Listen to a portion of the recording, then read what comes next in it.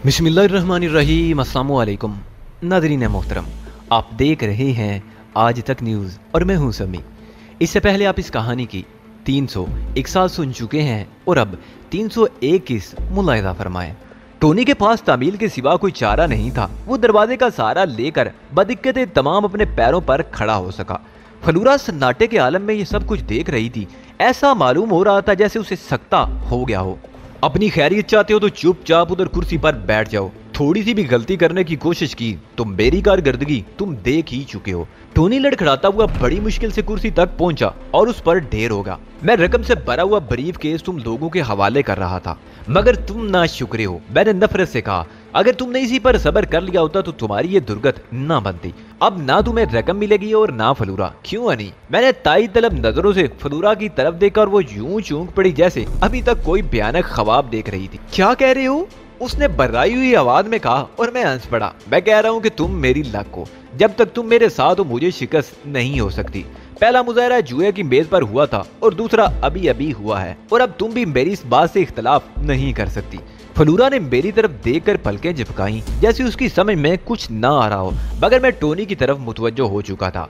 हाँ तो mister Tony दी duffer, तुम्हारा लुत्फ दो बाला हुआ या नहीं? और अगर कहो तो मैं अब तुम्हें सने बलूगत तक पहुंचाऊं? फलूरा की तरह टोनी ने भी कुछ ना समझने वाले अंदाज में पलकें झिपकाई और मैं उसे चिढ़ाने वाले अंदाज में हंस पड़ा। जितने लोगों को बुलंद बांग दावे करते देखा उन सब का अजर तुम जैसा ही हुआ। डींगे हाँकने वालों की वुकत मेरी नजरों में किसी रेंगने वाले गधे से ज्यादा नहीं होती। टोनी इस बार भी खामोश ही रहा था। उसके असाब बहुत बुरी तरह मुतासर हुए थे। बात थी भी ऐसी, वो एक यकीनी जीती हुई बाजी हार गया था। अगर उसका दिमाग उलट जाता तो भी कोई ज्यादा काबिले ताज्जुब बात न थी, लेकिन इसी स्नाह में फलूरा खुद को संभालने में कामयाब हो गई थी। वो बेड से उठी और झपट कर मेरे पास आ गई। तुम यहाँ से निकल जाओ, उसने आंपते हुए कहा। जो कुछ हो चुका है उसे मैं किसी न किसी तरह संभाल ही लूंगी। नहीं फलूरा, माई लक, एडी डी फ्लूक का किसी जगह से चले जाना इस कदर आसान नहीं है जितना तुमने समझ रखा है। जब तक सारे मामला तय नहीं हो जाएंगे मैं यहाँ से नहीं जाऊंगा। ये मेरा आखिरी फैसला है और अब मुझसे ये बात मत कहना।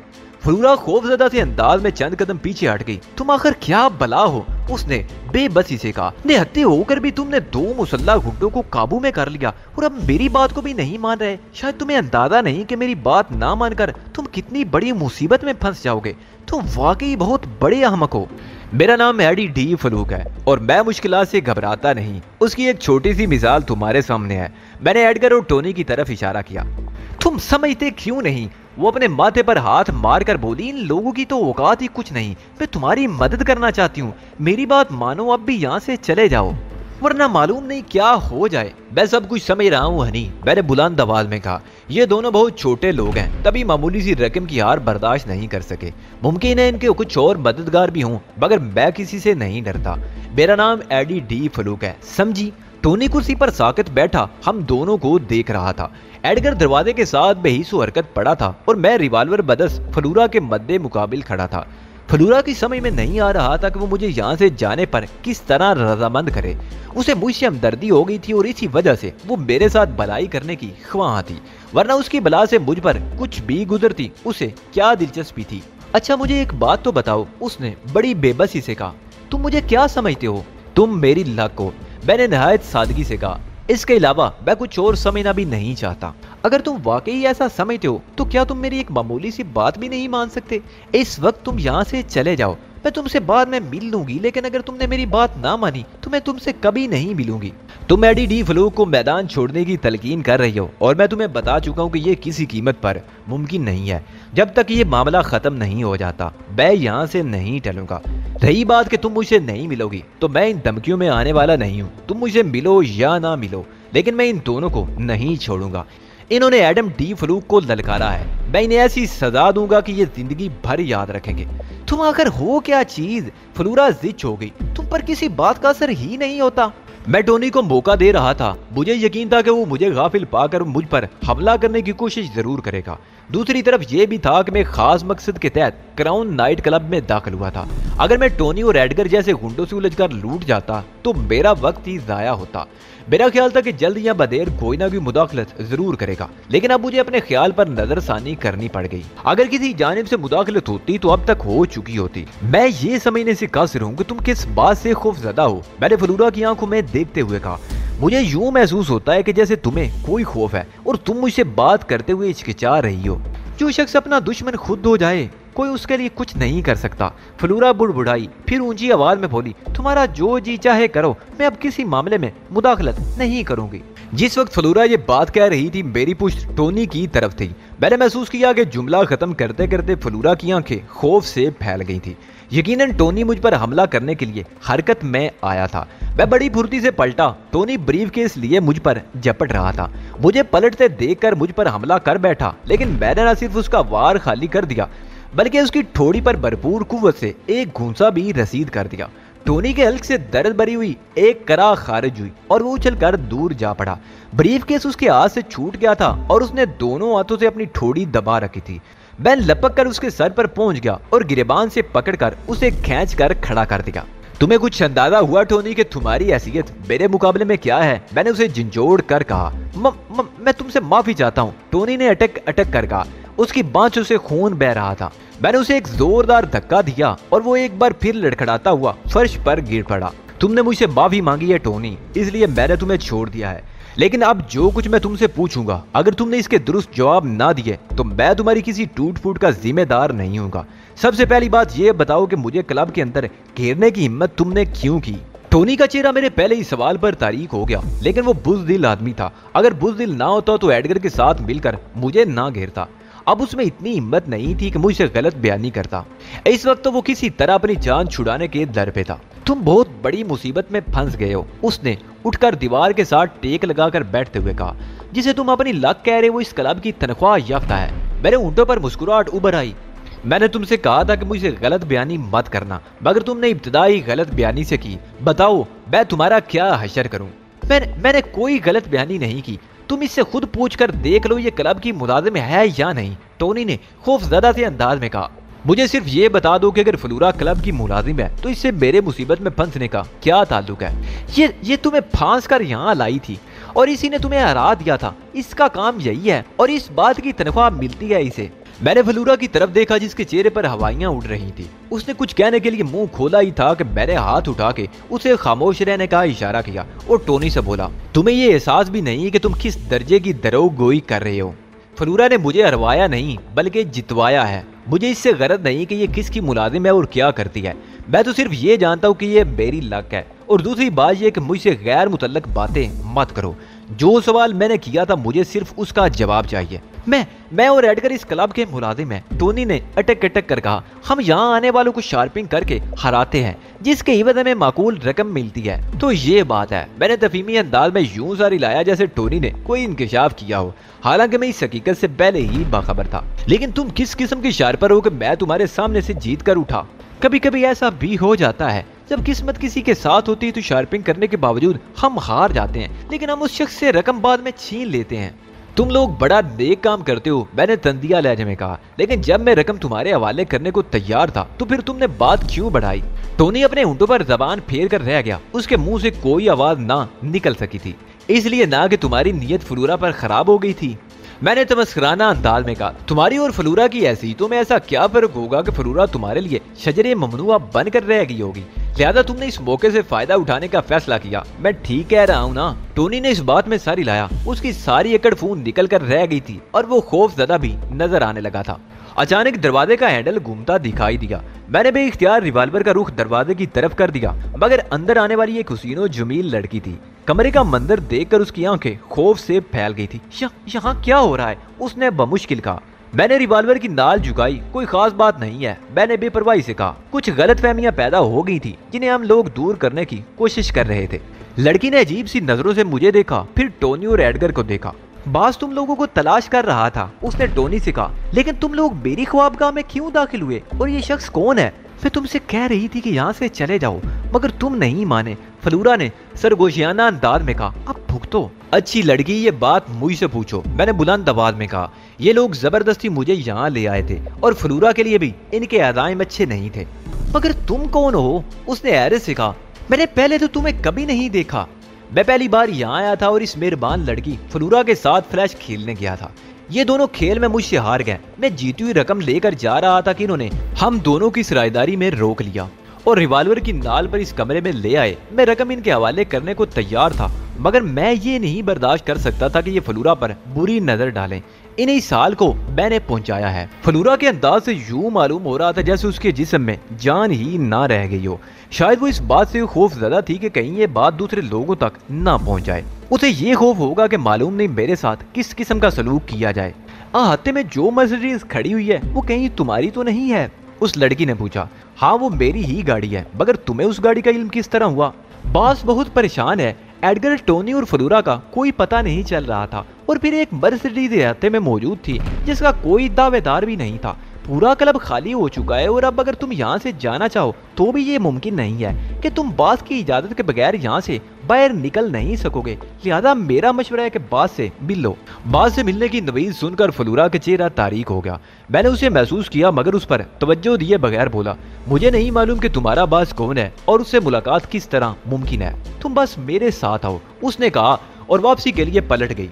काश तुम मेरी बात मान लेते। फ्लोरा ने एक ठंडी सांस लेकर कहा, अब देखो तुम पर क्या गुजरती है। मैंने फ्लोरा के शाने पर होले से थपकी दी। तुम मेरी लाख को फ्लोरा, जब तक तुम मेरे साथ हो मेरा कोई कुछ नहीं बिगाड़ सकता। टोनी उठ खड़ा हुआ था और हमारे साथ साथ इस तरह चल रहा था जिसे किसी कैदी को मक्तल की तरफ ले जाया जा रहा हो। हम लोग मुख्तलिफ रायदारियों से गुजरकर एक और जीने से होकर पहली मंजिल पर वाक़े एक ऐसे कमरे के सामने पहुंचे जिस पर तख्ती लगी हुई थी। नुवार लड़की ने दरवाजे पर होले से दस्तक दिए और अंदर दाखिल हो गई। हम सब बाहर ही रुक गए थे। टोनी और फ्लोरा का बुरा हाल हो रहा था जबकि मैं बड़ी बेपरवाही से इधर उधर देख रहा था। हम लोग चंद मिनट यूं ही खड़े रहे, फिर कमरे का दरवाजा खुला और उसी लड़की ने सर बाहर निकाल कर कहा, तुम सब अंदर आ जाओ। सबसे पहले मैंने आगे बढ़ने के लिए कदम उठाए, लेकिन मैं फ्लोरा का हाथ पकड़ना नहीं भूला था। उसने मुझसे हाथ छुड़ाने की भरपूर कोशिश की थी, मगर यह उसके लिए कहाँ मुमकिन था। चुनाचे बाज के कमरे में मैं इस तरह दाखिल हुआ कि मेरे दाएं हाथ में रिवॉल्वर था और बाएं हाथ से मैंने फ्लोरा का हाथ पकड़ रखा था, जबकि टोनी मेरे अकब में था। कमरे में दाखिल होते ही बारी तनोतोश वाला एक शख्स नजर आया जो एक बड़ी मेज के अकब में रिवॉल्विंग चेयर पर बैठा था। उसके सर पर बाल ना होने के बराबर थे, लेकिन उसके बावजूद उसे देखकर किसी कटखने कुत्ते का तस्वर ज़हन में उभरता था। मुझे हैरत हुई कि वो शख्स रात के 3 बजे ऑफिस में क्यों बैठा था। तुम्हें मेरे कमरे में रिवॉल्वर समेत दाखिल होने की जुर्रत कैसी हुई? उसने काट खाने वाले अंदाज में कहा। यह आपके मातहत मिस्टर टोनी का रिवॉल्वर है जनाब, मैंने बड़े अदब से कहा।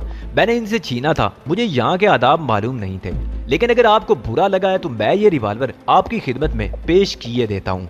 मैंने फ्लोरा का हाथ छोड़ा और रिवॉल्वर दोनों हाथों में रखकर उसके सामने पेश कर दिया। मेज पर रख दो, उसने अपने मखसूस काट खाने वाले अंदाज में कहा, और मैंने न सिर्फ रिवॉल्वर मेज पर रखा बल्कि एक कुर्सी खींचकर उसके मुकाबिल बैठ गया।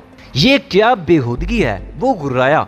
किसी में इतनी जुर्रत नहीं कि वो फॉक्स स्ट्रीट के सामने बगैर इजाजत बैठ जाए, तो इसका नाम फॉक्स स्ट्रीट है। मैंने सोचा और ऊंची आवाज में बोला, किसी और में नहीं होगी, मगर देखो एडम डी फ्लोक तुम्हारे सामने बैठा है। टोनी एक तरफ मुजरिमों की तरह सर झुकाए खड़ा था। हमें यहाँ लाने वाली लड़की भी खड़ी थी, मगर उसका अंदाज मुदबाना था और वो फॉक्स स्ट्रीट की कुर्सी के अकब में खड़ी थी। शायद उसकी पर्सनल सेक्रेटरी थी। तुम्हें बास के सामने अदब मलूजे खातिर रखना चाहिए, फॉक्स स्ट्रीट के अकब में मौजूद लड़की ने कहा। बेअदबी का मुजाहरा करके तुम अपने लिए मुश्किलात खड़ी करोगे। तुम क्यों खड़ी हो फ्लोरा? मैंने उसे कोई जवाब देने की बजाय फ्लोरा को मुखातिब किया जो दरवाजे के पास खड़ी थी। ये कुर्सियां किस लिए हैं? आओ यहाँ बैठ जाओ। मैंने महसूस किया कि मेरी बात सुनकर फ्लोरा के जिस्म में लर्जिश सी पैदा हो गई है, जबकि फॉक्स स्ट्रीट का चेहरा बारे गुस्से के सुर्ख हो गया था और उसने मेज पर रखा हुआ टोनी का रिवॉल्वर उठा लिया, मगर मैंने बजाय उसे कोई अहमियत नहीं दी, जबकि दर हकीकत मैं किसी भी किस्म की सूरत-ए-हाल से निमटने के लिए पूरी तरह तैयार हो चुका था। कमरे में एक अजीब किस्म के तनाव की सी कैफियत पैदा हो गई थी जिससे सिर्फ मैं ही बेनियाद नजर आ रहा था।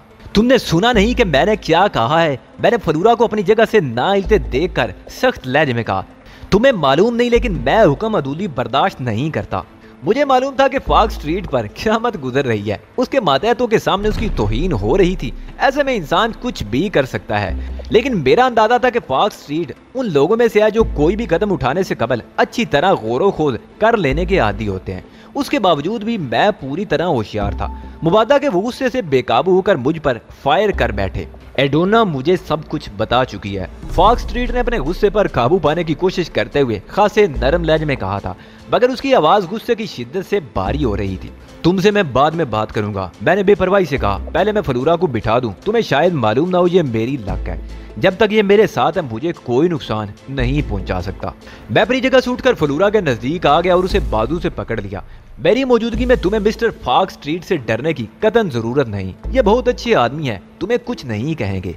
मैंने फलूरा के बाजू पर दबाव बढ़ाया और वो ना चाहते हुए भी कदम उठाने पर मजबूर हो गई। वो तो खैर एक नाजुक सी लड़की थी। अगर मैं तवाना शख्स का भी बाजू पकड़ लेता तो वो मेरे इशारों पर नाचने पर मजबूर हो जाता। बैठ जाओ फलूरा, फॉक्स स्ट्रीट ने भर्राई हुई आवाज में कहा। गालिबन उसने फैसला कर लिया था कि अपनी बेइज्जती कराने से बेहतर है कि जो कुछ मैं करना चाहता हूँ खुद भी वही कहे।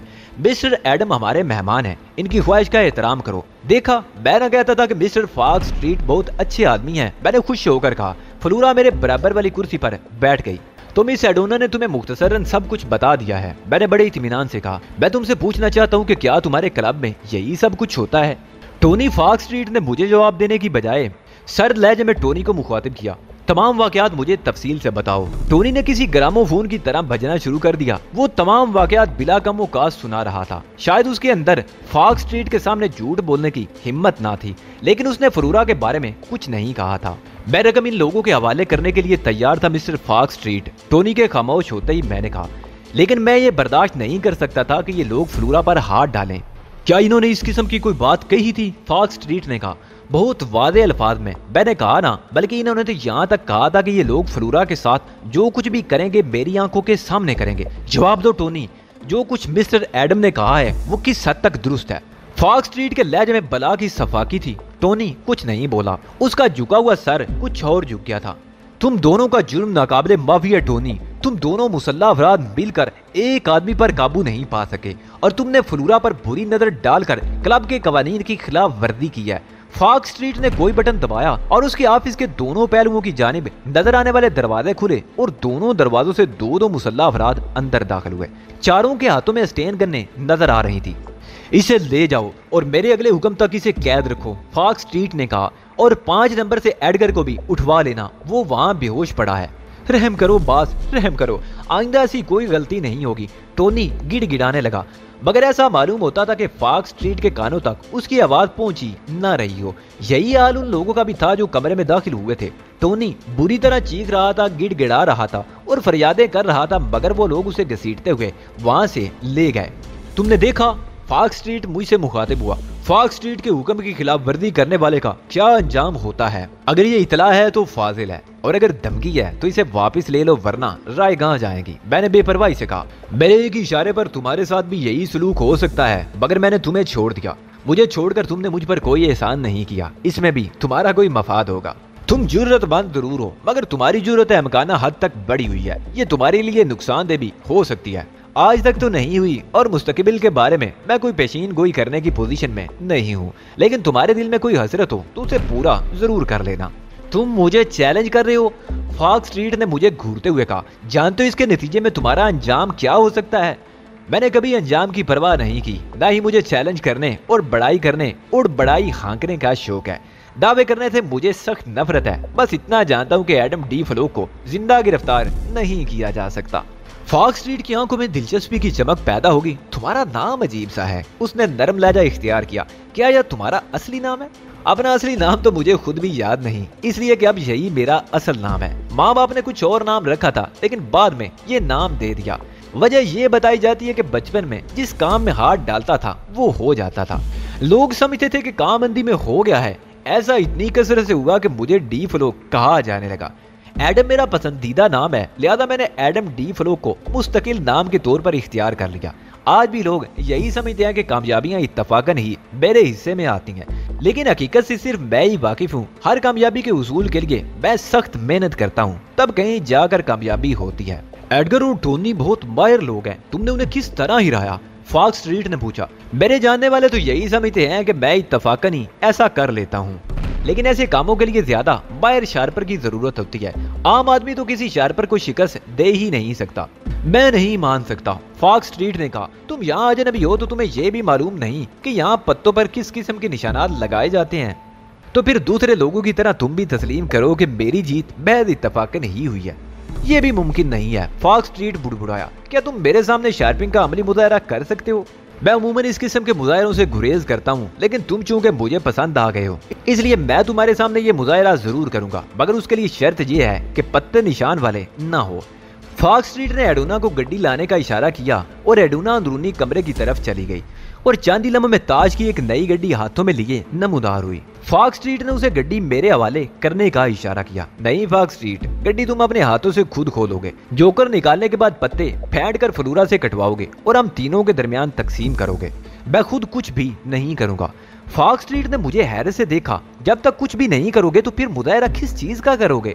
ये भी तुम्हें उस वक्त बताऊंगा जब तुम पत्ते बांट चुके होगे, मैंने कहा, और फॉक्स स्ट्रीट ने मेरे कहने पर अमल किया। मेरी तमाम तर तवज्जो सिमट कर उसके हाथों पर मरकूज हो गई। अब जबकि पत्ते तकसीम हो चुके हैं, मैं ये बता सकता हूँ कि कौन जीतेगा। मैंने कहा, तुम पत्ते उल्टा कर देख लो, फ्लोरा के पास सबसे अच्छे पत्ते गए हैं। फॉक्स स्ट्रीट ने तीनों के पत्ते उल्टा कर देखे। मेरे कहने के ऐन मुताबिक फ्लोरा के पत्ते सबसे अच्छे थे। फॉक्स स्ट्रीट हैरान तो हुआ, मगर उसे यकीन नहीं आया। ये महज इत्तफाक भी हो सकता है, उसने कहा। सिर्फ बता देने से तुम्हारी महारत साबित नहीं होती। मेरे ऊँटों पर मुस्कुराहट उभर आई। अब फ्लोरा से पत्ते बंटवाओ, मैंने कहा। मैं फिर बताऊंगा कि किसके पत्ते सबसे अच्छे हैं। फ्लोरा ने पत्ते बांटे तो मैंने बताया कि किसके पास सबसे अच्छे पत्ते हैं। फॉक्स स्ट्रीट ने दोबारा शुबे का इजहार किया और मैंने उसे एक बार फिर मुजाहरा करके दिखाया। यही अमल बार बार हुआ और हर बार मेरा कहा दुरुस्त साबित हुआ। समझ में नहीं आता, आखिरकार फॉक्स स्ट्रीट ने हथियार डाल दिए। बार बार तुम्हारा अंदाजा कैसे दुरुस्त हो जाता है? अंदाजा नहीं फॉक्स स्ट्रीट, मुझे मालूम होता है कि किसके पास क्या पत्ते गए हैं। तुमने तो अब तक पत्तों को हाथ भी नहीं लगाया, फिर मैं किस तरह मान लूं कि तुम्हें पत्तों का इल्म हो जाता है? इसी चीज का नाम तो महारत है, मैंने कहा। अगर गड्डी एक बार मेरे हाथ आ जाए तो उस वक्त तक नहीं निकल सकती जब तक मैं खुद ना चाहूं। मुमकिन है तुम दुरुस्त कह रहे हो, मगर मुझे इस पर यकीन नहीं आ रहा जब तक काटने वाला मिला ना हो। शार्पिंग करना किस तरह मुमकिन है? मैंने टेबल पर पड़े हुए पत्ते समेटे और उन्हें फेंटने लगा। तुम मेरे साथ मिले हुए नहीं हो ना फॉक्स स्ट्रीट, मैंने पत्ते फेंटने के बाद उसके सामने रखते हुए कहा। यह मौका ऐसा है कि अगर मैंने फ्लोरा से पत्ते कटवाए तो तुम यही शुबा करोगे कि मुमकिन है फ्लोरा भी मुझसे मिल गई हो। वजह यह है कि जो मुजाहरा मैं करने वाला हूँ उसे तुम्हारी अकल कभी तस्लीम नहीं करेगी। मैं पत्ते लगा चुका हूँ, अब तुम इन्हें जहाँ से भी चाहो काटो, पत्ते वहीं बटेंगे जो मैं चाहूंगा। पहले मुझे बताओ तुमने क्या पत्ते लगाए हैं? फॉक्स स्ट्रीट ने पत्ते काटने से इनकार कर दिया। इस वक्त वो एक ऐसे बच्चे की माने नजर आ रहा था जिसे उसका मनपसंद खिलौना मिल गया हो। पूरी दुनिया में मेरे अलावा शायद ही कोई ये तरकीब दिखा सके। मैंने इक्के बादशाह और बेगम की ट्रायल लगाई है। तुम्हारे हिस्से में सबसे छोटे पत्ते आएंगे और फ्लोरा के पास सबसे बड़े। ठीक है मिस्टर एडम, तुमने बहुत बड़ा दावा किया है, इसलिए मैं स्पोर्टमैन स्पिरिट का मुजाहरा कर रहा हूँ। वरना यह भी मुमकिन था कि मैं ऊपर से 51 पत्ते काट देता और सबसे नीचे का पत्ता उठाकर उसे देख लेता। इस तरह तुम्हें लाजमन शिकस्त हो जाती। फॉक्स स्ट्रीट ने गड्डी दरमियान से काटते हुए कहा। मैंने गड्डी दरमियान से काटी है, लेकिन उसके बावजूद मुझे यकीन है कि तुम अपना दावा पूरा नहीं कर सकोगे।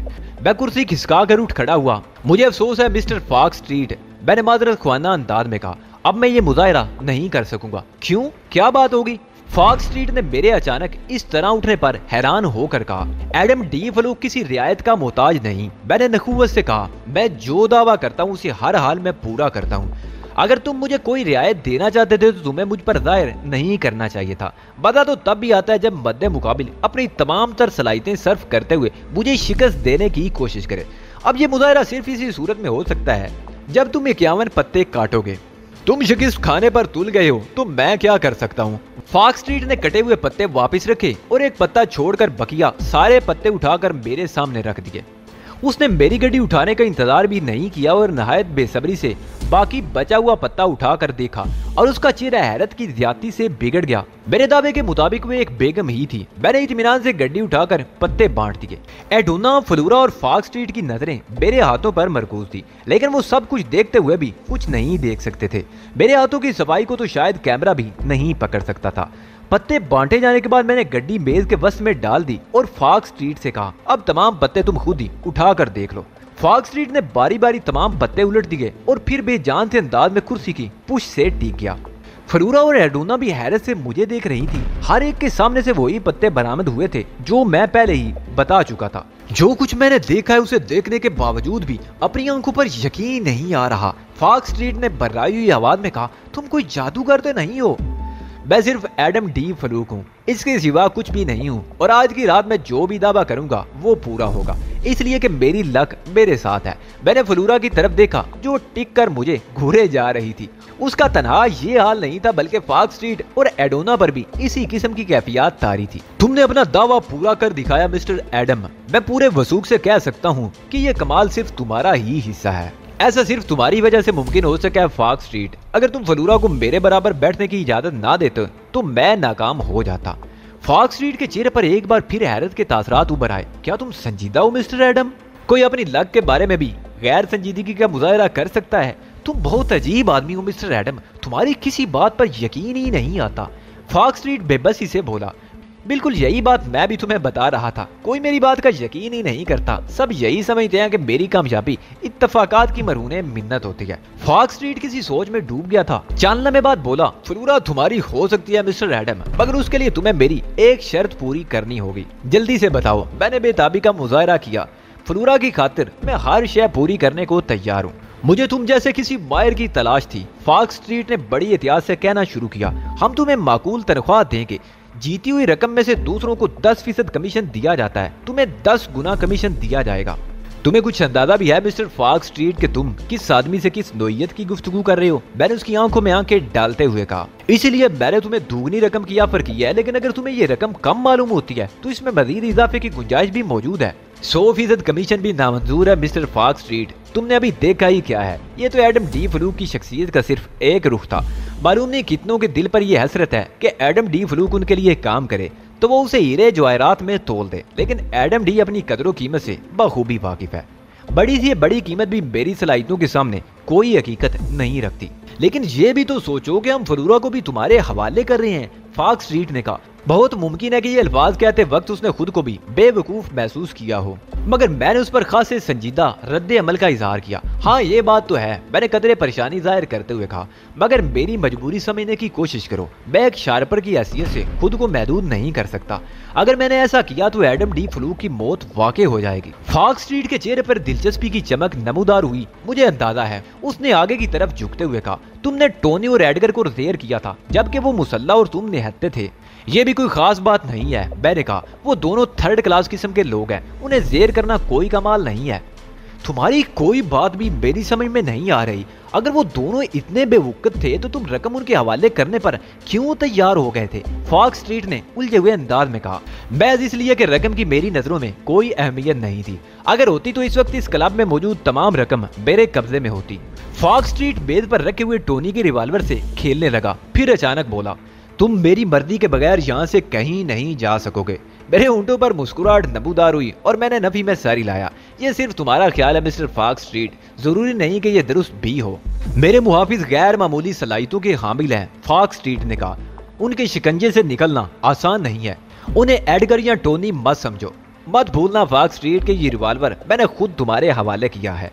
मैं चाहता तो यहाँ से निकलने के लिए तुम्हें यरगमाल भी बना सकता था। तुमने अब तक ये नहीं बताया कि तुम कौन हो, क्या करते हो और कहाँ रहते हो। अचानक फॉक्स स्ट्रीट ने मौजू बदलते हुए कहा, मेरा नाम तुम्हारे इल्म में है। पेशे का अंदाज भी तुमने लगा ही लिया होगा और ये भी तुम समझ गए होगे कि हम जैसे लोगों का कोई मुस्तकिल ठिकाना नहीं होता। बताना नहीं चाहते, फॉक्स स्ट्रीट ने कहा, लेकिन हम तुम्हारे बारे में सब कुछ मालूम कर सकते हैं।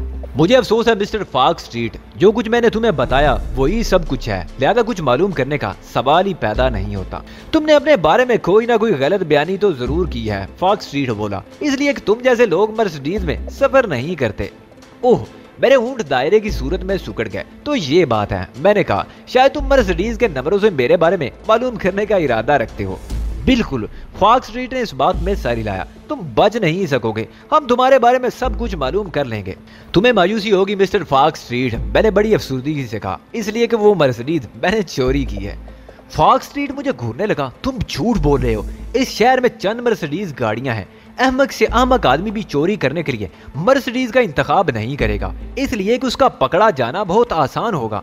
एडम डी फ्लूक ऐसे ही मुहैयर अलकूल कामों के लिए मशहूर है। मिस्टर फॉक्स स्ट्रीट, मैंने बड़े इत्मीनान से कहा, जिस काम के करने का कोई तसव्वुर भी नहीं कर सकता, एडम डी फ्लूक वो काम बड़ी आसानी से कर गुजरता है। तुमने शायद सोचे समझे बगैर झूठ बोल दिया है, फॉक्स स्ट्रीट ने मुझे घूरते हुए कहा, लेकिन मैं ये बर्दाश्त नहीं कर सकता कि कोई शख्स मुझे इस तरह बेवकूफ बनाकर निकल जाए। मैं तुम्हारी इस बात की जरूर तस्दीक करूंगा और अगर तुम्हारी ये बात गलत साबित हुई तो तुम्हें मालूम हो जाएगा कि फॉक्स स्ट्रीट से गलत बयानी करने का अंजाम क्या होता है।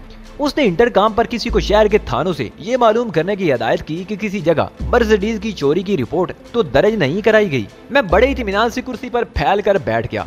मेरी इत्मीनान की वजह यह थी कि मर्सिडीज वाकई ही चोरी की थी।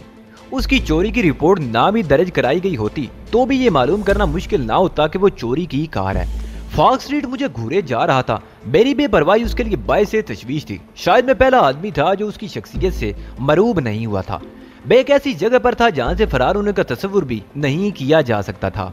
उसके एक इशारे पर मेरी तिक्का बोटी हो सकती थी, मगर मैं यूं बैठा था जैसे यहाँ खैर सगाली के दौरे पर आया हुआ हूँ या अपने पसंदीदा ड्राइंग रूम में फुर्सत के लम्हात बेफिक्री से गुजार रहा हूँ। अगर ज़हमत ना हो तो एक गिलास पानी पिलवा दो। मैंने अचानक ही एडोना को मुखातिब किया, तुम लोगों में मेहमान नवाजी की जरा भी रमक नहीं है। ओह, मुझे अफसोस है, फॉक्स स्ट्रीट ने कहा, जिस चीज की भी ख्वाहिश महसूस कर रहे हो बता दो। मैं अकेला ही तुम्हारा मेहमान नहीं हूँ, मेरी लग फरूरा भी है। मैंने फरूरा को प्यार भरी नजरों से देखा, माना कि ये तुम्हारी मुलाजिम है मगर इस वक्त तुम्हारी मेहमान है। ठीक है, फॉक्स स्ट्रीट ने मुजरिबाना अंदाज में पहलू बदला, एडोना को बता दो। उसने फलूरा की तरफ देखे बगैर कहा, कुछ नहीं। फलूरा ने बड़ी मुश्किल से कहा, मैं देख रहा था कि फॉक्स स्ट्रीट के तमाम मुलाजमीन उससे खौफजदगी की हद तक मरूब थे। वो उसके सामने जबान हिलाने तक की जुर्रत नहीं कर पाते थे। तकल्लुफ मत करो फलूरा, मैंने उसके इशारे पर हाथ रखते हुए कहा। फिर फॉक्स स्ट्रीट की तरफ मुतवज्जो हो गया, तुम्हें फलूरा के साथ मुअज़्ज़ज़ मेहमानों जैसा सलूक करना चाहिए। आप क्या भी ना पसंद करेगी मोहतरमा फलूरा, फॉक्स स्ट्रीट ने तमस्कराना अंदाज में कहा। अगर रहमत ना हो तो मुतला फरमा दीजिए, आपकी बड़ी मेहरबानी होगी। फॉक्स स्ट्रीट की संदाज़े गुफ्तगू पर फलूरा के चेहरे की रंगत मुतगय्यर होगी।